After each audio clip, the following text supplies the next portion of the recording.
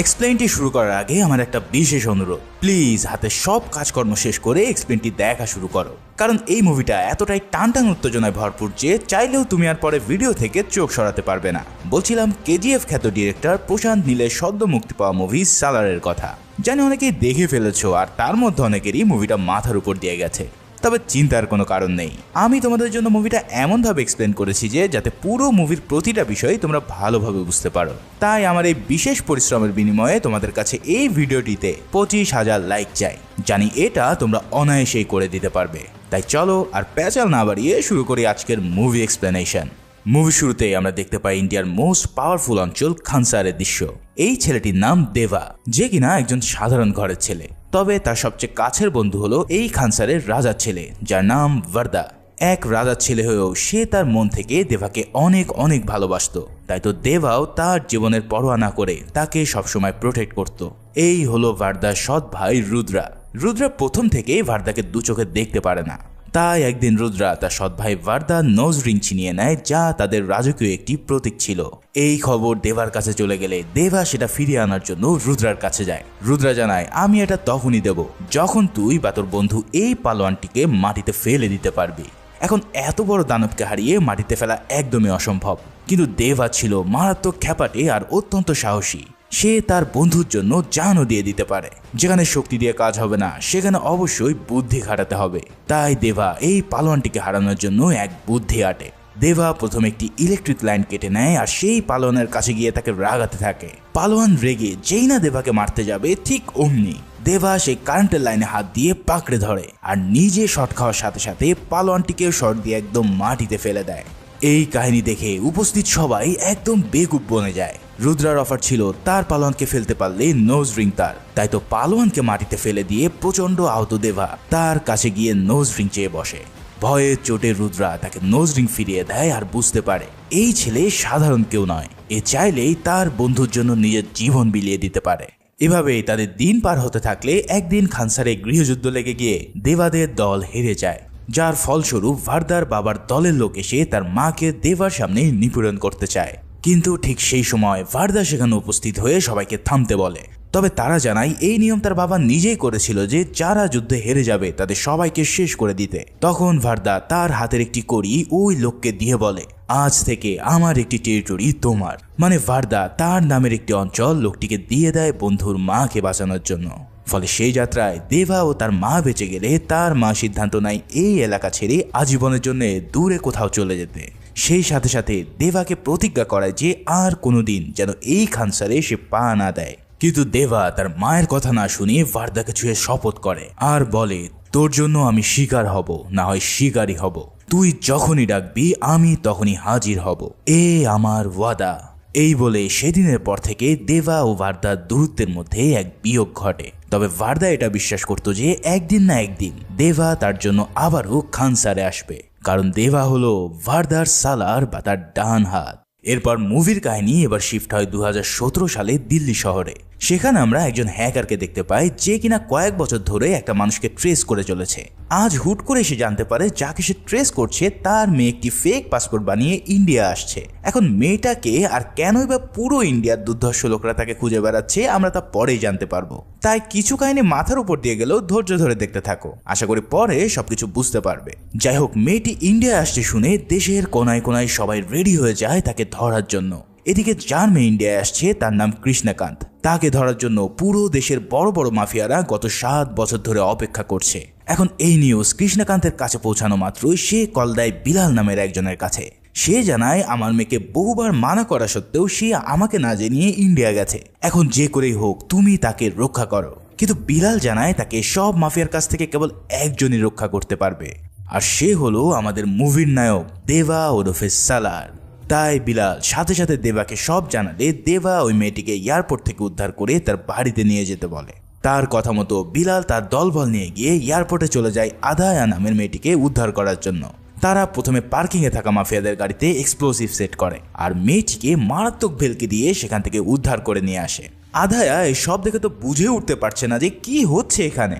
তার চোখের সামনেই পাখির মতন লোক মারা পড়ছে, তাই সে উদ্ধার হয়ে ভয়ে বলতে থাকে, প্লিজ আমাকে পুলিশের কাছে নিয়ে যাও। কিন্তু বিলাল বলে, এখানে স্বয়ং প্রধানমন্ত্রী আসলেও তোমাকে বাঁচাতে পারবে না।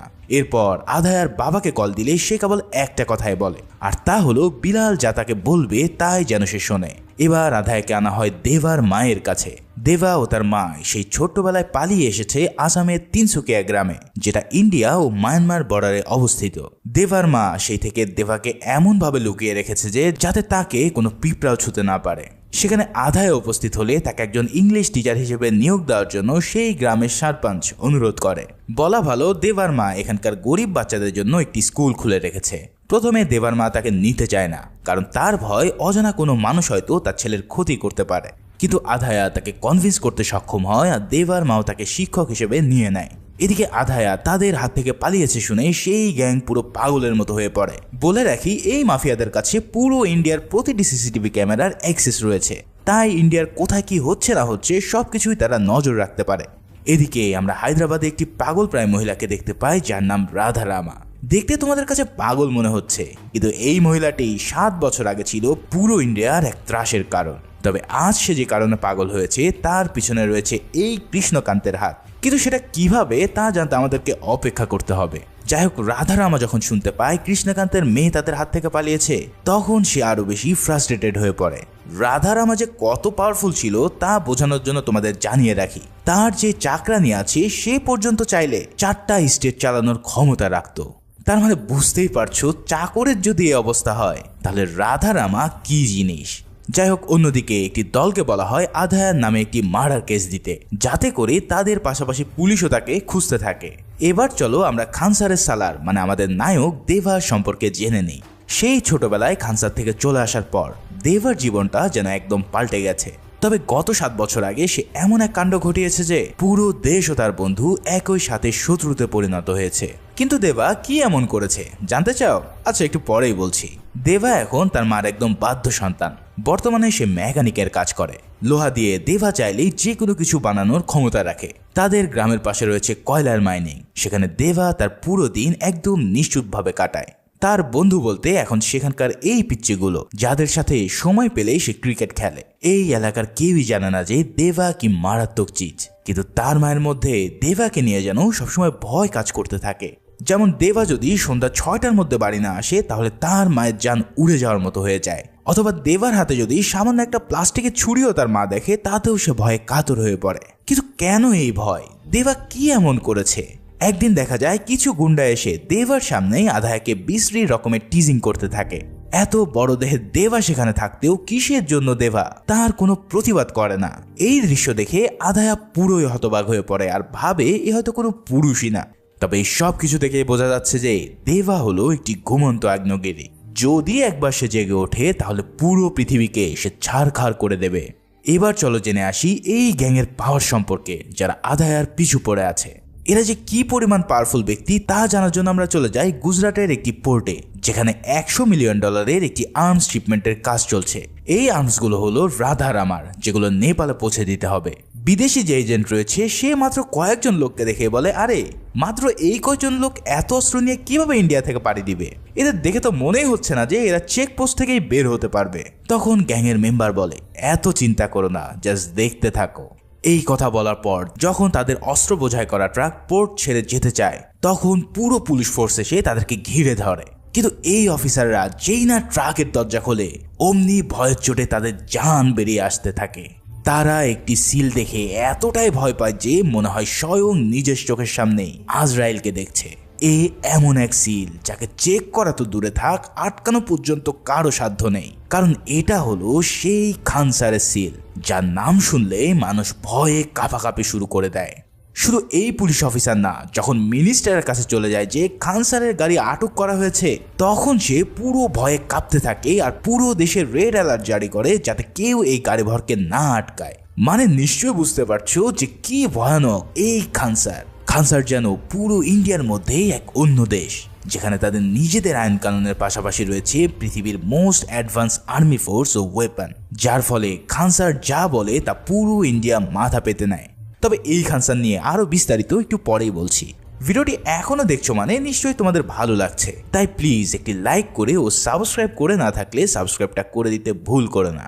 এদিকে আধায়াকে খোঁজার জন্য সবাইকে যখন তারা ছবি পাঠানো হয় তখন সেই টিজিং করা গুন্ডাদের কাছেও তার ছবি চলে যায়, আর তারা সাথে সাথে ইনফর্ম করে যে মেয়েটা তিনসুকিয়াতে আছে। ফলে পুরো টিম বেরিয়ে পড়ে তিনসুকিয়ায় আধায়াকে ধরার জন্য। সেদিন দেবার জন্য খাবার নিয়ে আসার কাজটা করছিল আধায়া। সে অনিচ্ছা সত্ত্বেও তাকে খাবার দিতে গেলে দেবা তার কাছে সেদিন প্রতিবাদ না করার কারণ ব্যাখ্যা করতে চায়, কিন্তু ততক্ষণে খানসারের লোকজন সেখানে চলে আসে আর তাকে দেবার সামনে এই ধরে নিয়ে যেতে থাকে। এই সব দেখেও দেবা দাঁতে দাঁত চাপিয়ে ঠাই সেখানে দাঁড়িয়ে থাকে কিছু না করে। ঠিক সেই সময় দেবার মা সেখানে উপস্থিত হয়ে এই কাণ্ড দেখতে পেয়ে সেখানে থাকা সব মানুষদের কাছে বলে, আরে এমন কি কোনো পুরুষ নেই যে এই মেয়েটাকে বাঁচাতে পারে? মানে চিন্তা করো, নিজের এমন দামড়া ছেলে থাকতেও সে অন্যদের কাছে হেল্প চাইতে শুরু করেছে। এই সব দেখে সেখানকার মানুষরাও বলতে থাকে যে তোমার ছেলে কি মেয়ে নাকি যে তাকে বাদ রেখে আমাদেরকে বলছো? তখন সেই গুন্ডারা সিদ্ধান্ত নেয় দেবাকে বাঁচিয়ে না রাখার জন্য। আর তাই তো তারা যখন দেবাকে মারতে আসে তখন তার মা বলে, দেবা আমি এতদিন তোকে যে প্রতিজ্ঞা করেছিলাম আজ তা উঠিয়ে নিচ্ছি। তুই আধায়াকে ওদের হাত থেকে বাঁচা, হয় তাদের পায়ে পড় না হয় তাদের গলা নামিয়ে দে। মায়ের এই কথা শুনে দেবা তার বিস্ট মুড অন করে আর শুরু করে এক ভয়াবহ লীলা খেলা। একের পর এক গুন্ডা আসছে আর দেবা তাদের মোট কথা ফু দিয়ে উড়িয়ে দিচ্ছে। দেবার এমন বিস্ট মুড দেখে তো পুরো এলাকার পাশাপাশি আধায়াও পুরো শকড হয়ে পড়ে। তার কল্পনাতেও সে ভাবতে পারেনি যে দেবা কোন লেভেলের ফাইটার। দেবা খালি হাতে তাদেরকে মেরে একদম গুঁড়ো গুঁড়ো করে দিতে থাকে আর এক পর্যায়ে সবাইকে খতম করে আধায়াকে উদ্ধার করে নেয়। কিন্তু তারপর দেখা যায় দেবার মা হন্তদন্ত হয়ে ম্যাপ খুঁজছে যে এবার তারা পালিয়ে কোথায় যাবে, কারণ দেবা ইতিমধ্যে তার বিস্ট মুডে ফিরে এসেছে। তাই সে এখন পুরো পৃথিবীটাকেই কেটে কুচি করে দিতে পারে। এখন প্রশ্ন হলো দেবাকে কেন তার মা করাল করিয়েছিল যে আর ভায়োলেন্স না করাতে? এখন সেই উত্তরের দেখাও মিলবে খুব শীঘ্রই। এদিকে আধায়াকে পাওয়া গেছে শুনে মাফিয়া গ্যাং সেই আর্মস শিপমেন্টকে খবর দেয় আর বলে এই ট্রাক নিয়ে বর্ডার পার হয়ে যাওয়ার সময় যেন তারা মেয়েটিকেও তুলে নেয়। সেই আদেশ পেয়ে তারা পথে যাওয়ার সময় আধায়া ও বিলালকে নিয়ে তাদের গাড়িতে ওঠায়। গাড়িতে ওঠার সময় তারা আধায়ের গায়েও সেই খানসারের সিল মেরে দেয়। বিলাল যখন আধায়ের হাতে সেই সিল দেখতে পায় তখন তার চোখ একদম বড় বড় হয়ে পড়ে। তবে তাকে ধরে নিয়ে যাওয়ার সময় দেবার মা সেটা দেখে ফেলেছিল। সে কোনোভাবে চায় না তার ছেলে আবারও কোনো নতুন ঝামেলায় জড়াক, কিন্তু দেবার মা মেয়েটির প্রতি মায়া অনুভব করে আর তাই তো সে নিজে দেবাকে আদেশ দেয় তাকে বাঁচিয়ে আনার জন্য। এই আদেশ পেয়ে দেবা তার সব অ্যাডভান্স ওয়েপেন নিয়ে হাজির হয় সেই গাড়িবহর থামানোর জন্য। জাস্ট চিন্তা করো, যেই গাড়িবহরকে থামানোর সাধ্য কোনো মানুষের নেই সেই সিলমারা গাড়িকেই থামাতে যাচ্ছে দেবা। তার মানে কি ভয়াবহ এক কাণ্ড ঘটতে চলেছে তা নিশ্চয়ই অনুমান করতে পারছো। অন্যদিকে দেখা যায় যাকে ধরার জন্য এত কিছু করা মানে সেই কৃষ্ণকান্ত স্বয়ং এসে উপস্থিত হয়েছে রাধা রামা ও তার চাকরানী ওম কারিমার কাছে। আরে কাহিনী কি? এ তো মেঘ না চাইতেই জল। কৃষ্ণকান্ত বলে আমি এসে গেছি, আমাকে মারো কিন্তু আমার মেয়েকে ছেড়ে দাও। তখন ওম কারিমা বলে তোকে তো মারবই, কিন্তু তার আগে তোর সামনে তোর মেয়েকে মারবো। তখন কৃষ্ণকান্ত বলে তুই যদি জানতে পারিস আমার মেয়ে এতদিন কার কাছে ছিল তাহলে তুই তাকে নিজেই ছেড়ে দিবি। তখন কৃষ্ণকান্ত যেই না দেবার নাম বলে সাথে সাথে ওম কারিমা ভয়ের চোটে কাঁপতে শুরু করে দেয়। এ যেন সাক্ষাৎ যমদূতের নাম শুনেছে সে। মানে যাদের দেখে পুরো ইন্ডিয়া কাঁপে তারাও এবার দেবার নাম শুনে কাঁপাকাঁপি শুরু করে দিয়েছে। অর্থাৎ দেবা হলো এই মাফিয়াদের চেয়েও অনেক বড় ত্রাসের নাম। বাইরে ভাই ডিরেক্টর এই মুভিতে যেভাবে দেবার ক্যারেক্টার ডেভেলপ করেছে তা এক কথায় মাস্টারপিস। এদিকে দেবা পৌঁছে যায় সেই ভ্যালিতে আর উপর থেকে রকেট লঞ্চার দিয়ে পুরো এলাকা তামা করে দিতে থাকে। তার বানানো কাস্টম মেড মেশিন গান দিয়ে পাহাড়ের উপর থেকে ছিন্ন ভিন্ন করতে থাকে পুরো গ্যাংকে। এরপর নিচে নেমে এসে দেবা তার রাইফেল দিয়ে শুরু করে এক মহাতাণ্ডব। খানসারের গাড়ি আটকিয়েছে বিধায় পুরো দল তার উপরে আক্রমণ করে, কিন্তু যে কাজ করতে পারে তাহলে বোঝো সে আবার কি চিজ। দেবা তাদের উপর জমের মতো চড়া হয় আর খুবই নিষ্ঠুরভাবে তাদেরকে শেষ করতে থাকে। এদিকে দেবার নাম শুনে ওম কারিমা পাগল হয়ে গেলেও রাধা রামা এবার পাগল থেকে ভালো হয়ে যায় আর হাসতে হাসতে বলে আমি জানতাম তোর মেয়েকে আমাদের হাত থেকে কেবল দেবাই বাঁচাতে পারে, তাই আমি বুদ্ধি করে খানসারের সিল লাগানো গাড়িতে ওকে উঠতে বলেছি। আমি জানি দেবা মেয়েটিকে বাঁচানোর জন্য এই গাড়ি আটকাবে, আর গাড়ি আটকালে কি হবে তা তো তুই ভালো করেই জানিস। এই গাড়ি হলো খানসারের রাজা ভারদারাজ মান্নারের, যে কিনা এক সময় দেবার বন্ধু ছিল। কিন্তু এখন যেহেতু দেবা তার গাড়ি আটকিয়েছে, তাহলে এবার তাদের মধ্যে ক্ল্যাশ শুরু হবে, আর এই যুদ্ধে একজন না একজন মারা তো পড়বেই। এদিকে ভার্দার কাছেও এই খবর পৌঁছে যায় যে কিনা এখন খানসারের রাজা। সে বলে, আমি জানি দেবা ছাড়া এই গাড়ি আটকানোর সাহস আর কারোরই নেই, কিন্তু গাড়ি আটকানোর নিয়ম অনুসারে এখন তাকে মরতে হবে, কারণ এই নিয়ম দেবা নিজেই বানিয়েছে। তার মানে বুঝতে পারছো, এই সিলমোহর ও খানসারের নিয়ম স্বয়ং দেবাই বানিয়েছিল। অর্থাৎ দেবা হলো খানসারের এক বিশাল বড় পার্ট, যার কারণে সেখানে থাকা সবাই যখন দেবার হাতের ট্যাটু দেখতে পায় তখন সবাই ভয়ের চোটে সেখান থেকে পালিয়ে যাওয়া শুরু করে। বাইরে ভাই, এখানে যে প্লট টুইস্ট ডিরেক্টর সাহেব দিয়েছেন তার কোনো তুলনাই হয় না। আসলে আজ যে সিন আমরা দেখছি তার 7 বছর আগে দেবা ও ভার্দা মিলে পুরো খানসার নতুন করে গঠন করেছিল, কিন্তু এরপর কোন এক অজানা কারণে তাদের মধ্যকার বন্ধুত্ব পরিণত হয় শত্রুতায়। কিন্তু আজ আবারও তাদের এক হতে হলো, যা ডেকে আনলো বিশাল এক যুদ্ধকে। কি এই খানসার, কেন দেবা আর ভার্দা বন্ধু থেকে শত্রুতে পরিণত হলো? 7 বছর আগে এমন কি হয়েছিল যার জন্য দেবার মা সবসময় ভয়ে থাকতো? এই সব প্রশ্নের উত্তর এবার বিল্লাল আদায়কে দেওয়া শুরু করে। তো চলো প্রথমেই আমরা জেনে নিই এই ভয়ঙ্কর সাম্রাজ্য খানসারের ব্যাপারে। এই সাম্রাজ্য শুরু হয়েছিল আজ থেকে 1000 বছর পূর্বে। তখন একদল দুর্ধর্ষ ডাকাত ছিল যারা গ্রামের পর গ্রাম লুট করে খানসার নামে একটি সাম্রাজ্য বানিয়েছিল। তারা এতটাই ভয়ানক ছিল যে তাদের কাছে চেঙ্গিস খা বা গজনী মাহমুদের নিষ্ঠুরতাও হার মেনে যেত। তাদের এই গোষ্ঠীতে মোট 3টি জাতি বা বংশ ছিল। 1 মান্নার জাতি, যাদের প্রতীক ছিল বুল বা ষাঁড়। 2 সাউরেঙ্গা, যাদের প্রতীক সিংহ। আর সর্বশেষ ঘানিয়ারা কাবিলা, যাদের প্রতীক ঈগল। এই 3 কাবিলা মানে জাতি মিলে পুরো খানসারকে শত শত বছর ধরে শাসন করে আসছিল পর্যায়ক্রমে। তারা এতটাই ভয়ানক ছিল যে ব্রিটিশরা পুরো ইন্ডিয়া শাসন করলেও এই খানসারকে তারা কখনোই দখল করতে পারেনি। এরপর 1947-এ ইন্ডিয়া যখন ব্রিটিশদের কাছ থেকে আজাদি পায় তখন এই খানসারের প্রধান ছিল মান্নার জাতির প্রধান শিব মান্নার। সে পার্লামেন্টে গিয়ে খানসারকে ইন্ডিয়ার ম্যাপ থেকে মুছে দেয় আর বলে এখন থেকে ইন্ডিয়ার কোনো রুলস খানসারে চলবে না, কিন্তু খানসারের রুলস ইন্ডিয়াকে কড়ায় কন্ডায় মানতে হবে। তাই তো পুরো ইন্ডিয়া তখন থেকে আজ অবধি যত ইলিগাল কাজ করা হয় তার সব কিছুতেই খানসারের ফিক্সড পার্সেন্টেজ থাকে। তাদের সবচেয়ে বড় হাতিয়ার ছিল ভয়, যা দিয়ে তারা পুরো ইন্ডিয়াতেই রাজ করতে থাকে।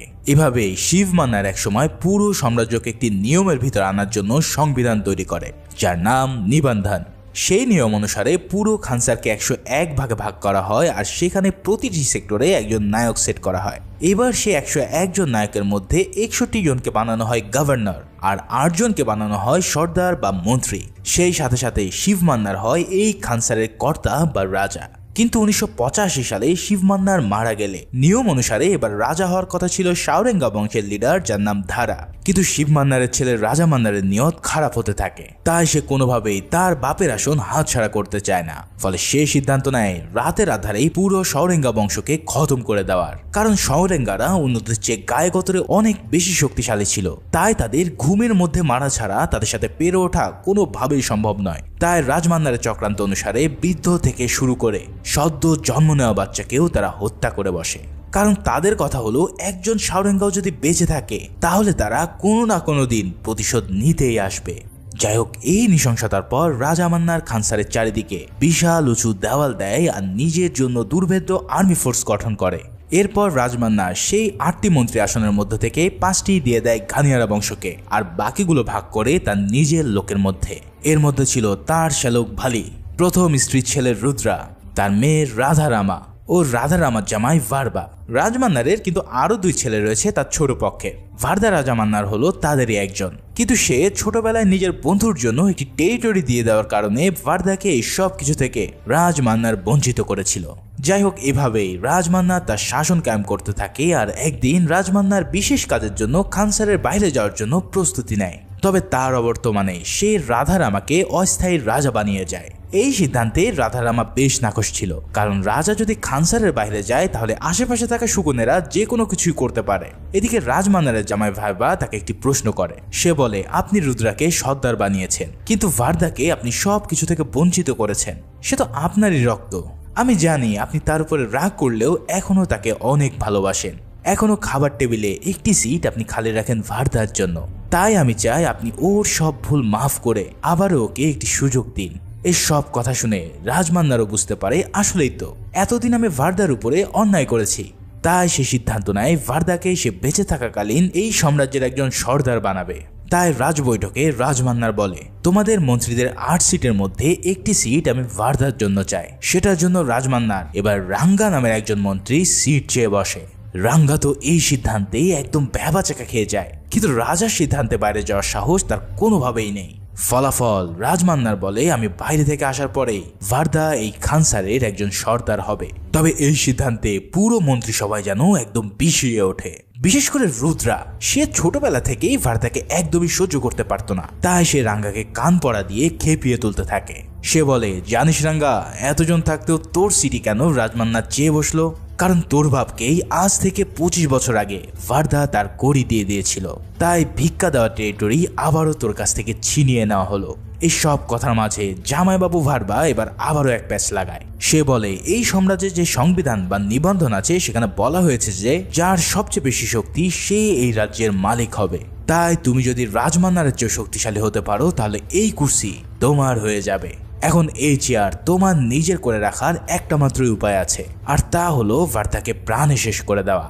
ভার্দায় যদি না থাকে তাহলে রাজমান্নার কাকে সর্দার বানাবে? এই সব কথা শুনে রুদ্রা ও রাঙ্গা তাদের নিয়ত চেঞ্জ করে ফেলে আর ভার্দাকে আজ রাতেই খতম করার প্ল্যান বানায়।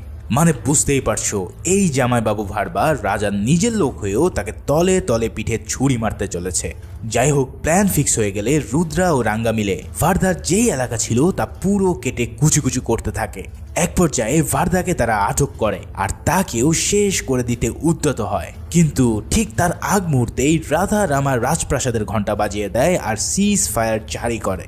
এখন এই ঘন্টা বাজালে কারোর ক্ষমতা নেই যুদ্ধ বা ফাইটিং চালিয়ে যাওয়া। তাই সেবারের মতো ভার্দাকে মারতে না পেরে তারা রাজপ্রাসাদে ফিরে গিয়ে মুখোমুখি হয় রাধারামার। রাধারামা বলে, আমি জানতাম আমার বাপ না থাকলে তোরা এই সবই করে বেড়াবে। তাই আজ থেকে আমি অনির্দিষ্টকালের জন্য সিজ ফায়ার জারি করলাম, যাতে এই খুন খারাপই তোরা বন্ধ করিস। তোমাদেরকে জানিয়ে রাখি, সিজ ফায়ার হলো যুদ্ধক্ষেত্রে যুদ্ধবিরতির আদেশ। মানে এই সিজ ফায়ার জারি থাকলে কোনো পক্ষই আর যুদ্ধে জড়াতে পারবে না। তবে রুদ্রা বলে, আমি মাত্র 9 দিনের জন্য সিজ ফায়ার মেনে নেব। এরপর একটি ভোটিং হবে সিজ ফায়ার তুলে নেওয়ার জন্য। যদি ওই ভোটিং এ সিজ ফায়ার তুলে নেওয়ার পক্ষে বেশি ভোটিং হয় তাহলে এই সিংহাসন আমি আমার নিজের করে নেব। এই বলে রুদ্রা ও রাঙ্গা সম্মুখ বিদ্রোহ করে চলে যায় নিজের দল একত্রিত করতে।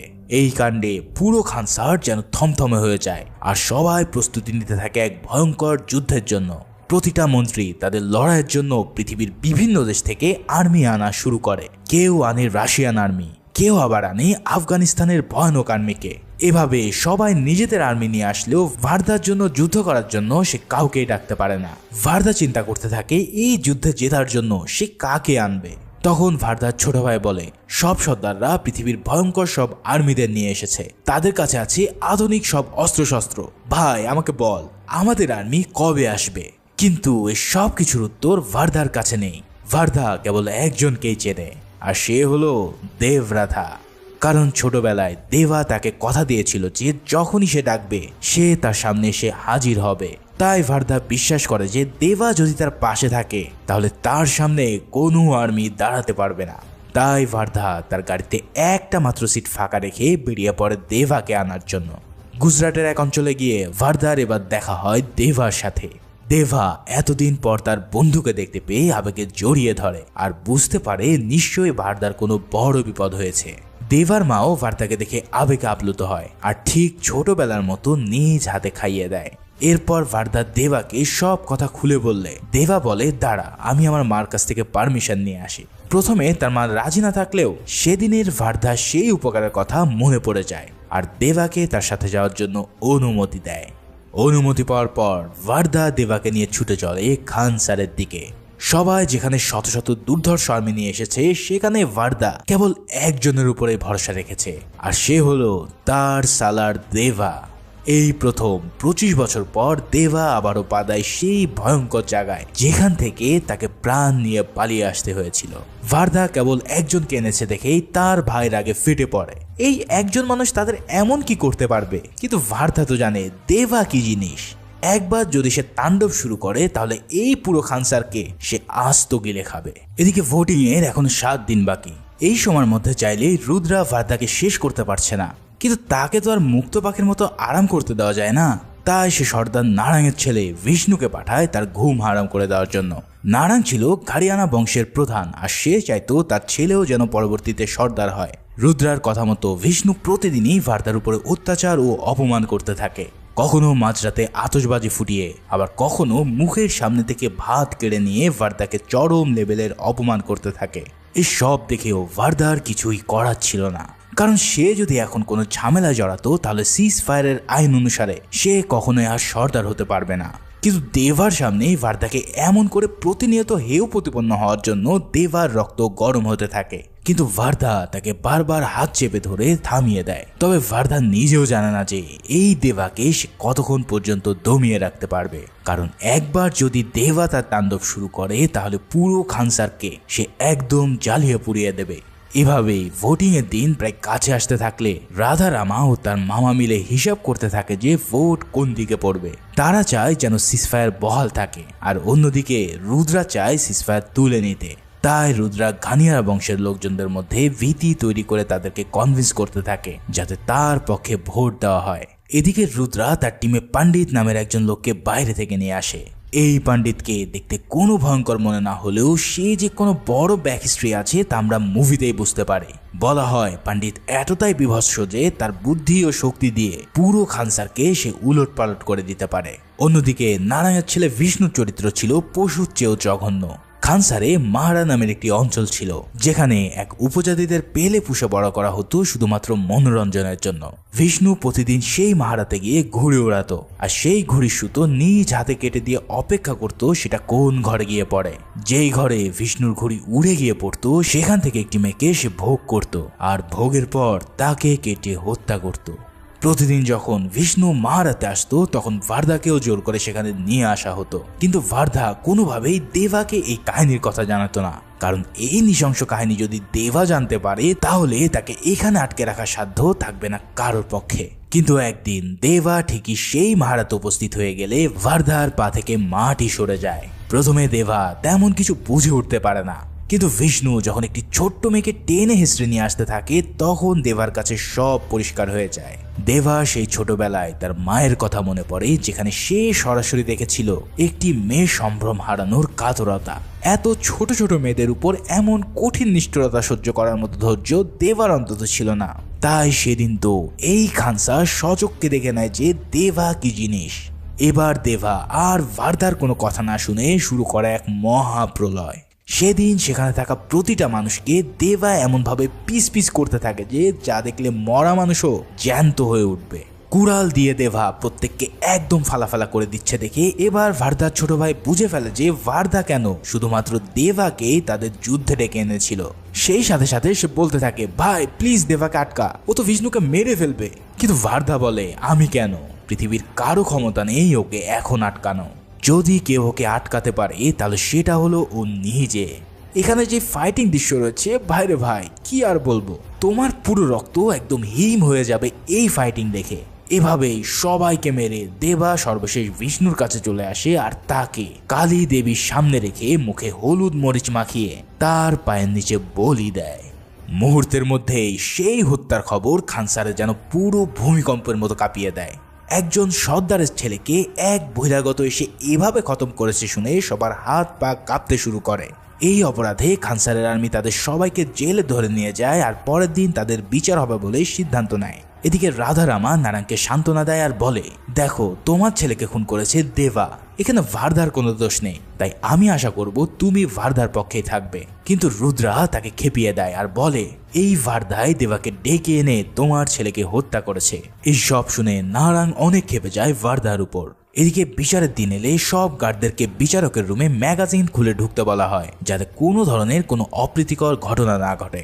বিচার শুরু হলে নারায়ণ চলে যায় ভারদাকে মৃত্যুদণ্ড দিতে। তখন দেবা তার হাত পায়ে পড়তে থাকে আর বলে, আমি তোমার ছেলেকে মেরেছি, প্লিজ তুমি ভারদাকে ছেড়ে আমাকে মারো। এদিকে ভারদাও দেবাকে বাঁচানোর জন্য মিথ্যা বলতে থাকে। এক পর্যায়ে নারায়ণ খেপে গিয়ে যেই না ভারদাকে আঘাত করতে যাবে ঠিক সেই সময় নিজের প্রাণপ্রিয় বন্ধুর গায়ে হাত দেওয়ার কারণে সে এক কোপে নারায়ণের হাত কেটে নেয়। ভাই রে ভাই, জাস্ট চিন্তা করো দেবা এটা কি করলো। এক সর্দারকে সে সবার সামনে জাস্ট খেয়ে দিল। এই কাণ্ড দেখে সেখানকার আর্মিরা ভয়ের চোটে ঠিকমতো গানের মধ্যে ম্যাগাজিন রিলোড করতে পারছিল না। দেবা বলতে থাকে, তোদের বলেছিলাম ওর গায়ে হাত না দিতে, কিন্তু এরপরেও যখন বাকিরা এসে তাকে মারতে উদ্যত হয় তখন দেবা বলে ওঠে, প্লিজ আই কাইন্ডলি রিকোয়েস্ট। আর এই বলে এবার সে তরোয়ালের এক কোপে নারাঙের মাথা কেটে নামিয়ে দেয়। পুরো মুভির মধ্যে যদি কোনো গুজবাম শট থাকে তাহলে এর উপরে আর কোনোটাই হতে পারে না।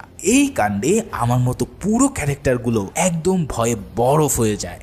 এরপর দেখা যায় আবারও দেবা ও ভার্দাকে জেলে নিয়ে আসা হয়, আর ভার্দা এবার দেবাকে বলে, আমি অনেক চেষ্টা করেছিলাম তোকে এখানে না আনতে, কারণ জানি তুই এখানে এলে এই অবস্থাই হবে।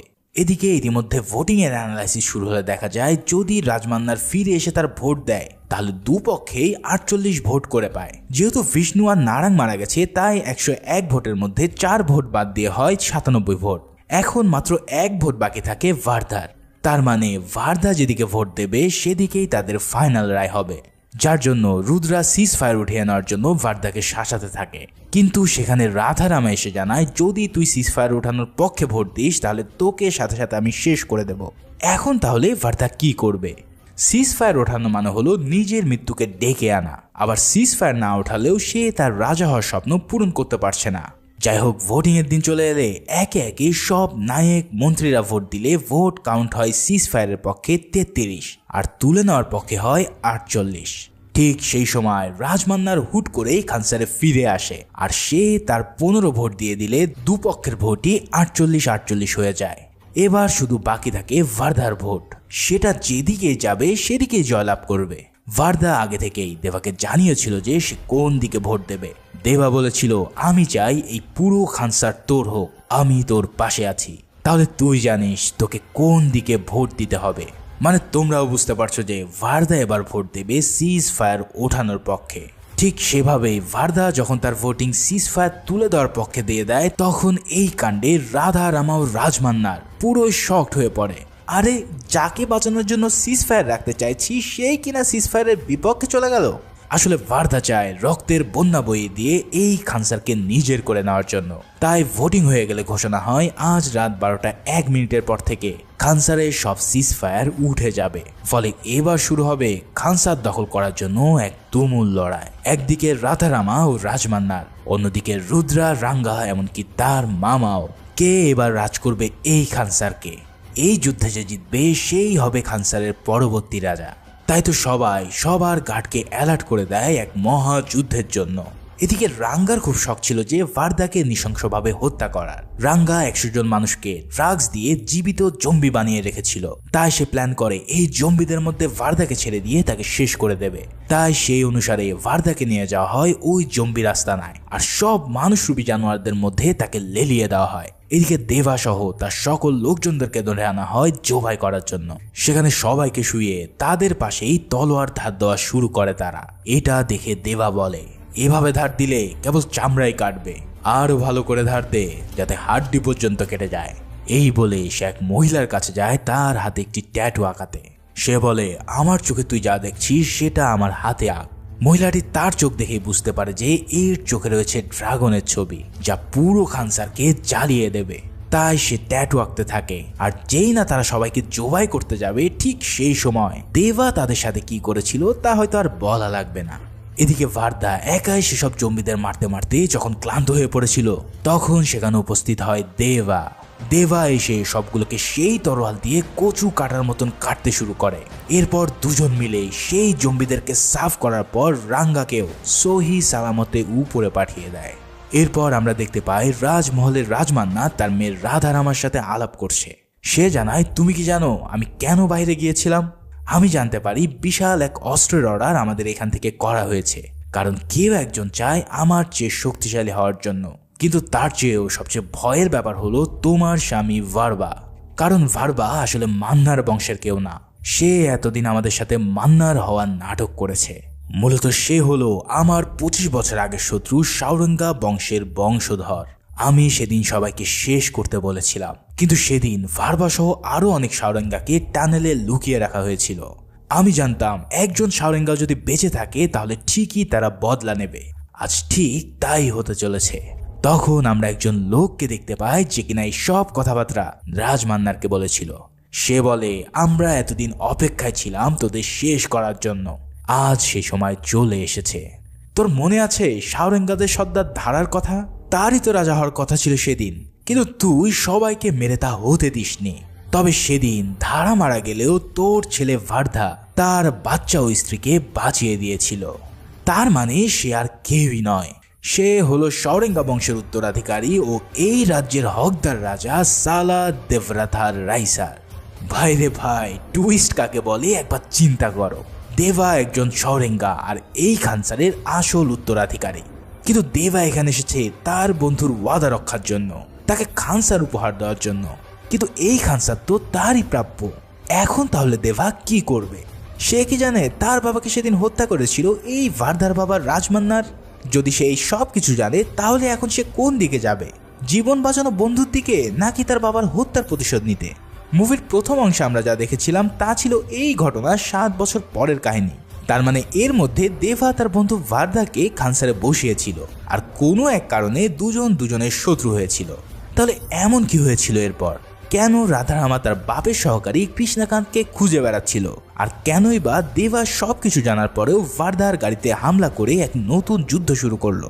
উফ, এই সব জটিল প্রশ্নের উত্তর মিলবে সালার পার্ট 2-তে। বিশ্বাস করো, এই মুভি এমন এক বিশেষ জায়গায় শেষ করা হয়েছে যে তোমাদের পার্ট 2 না দেখলে রাতের ঘুম হারাম হয়ে যাবে। তাই আমি সহ অনেকে অপেক্ষা করছি পার্ট 2 দেখার জন্য। পার্ট 2 এলে আমিও তাই হাজির হয়ে যাব এর এক্সপ্লেনেশনের জন্য। তো সেই পর্যন্ত সবাই ভালো থাকো আর সুস্থ থাকো। সেই সাথে সাথে চ্যানেলে নতুন হয়ে থাকলে সাবস্ক্রাইবটা করে দিও। ধন্যবাদ।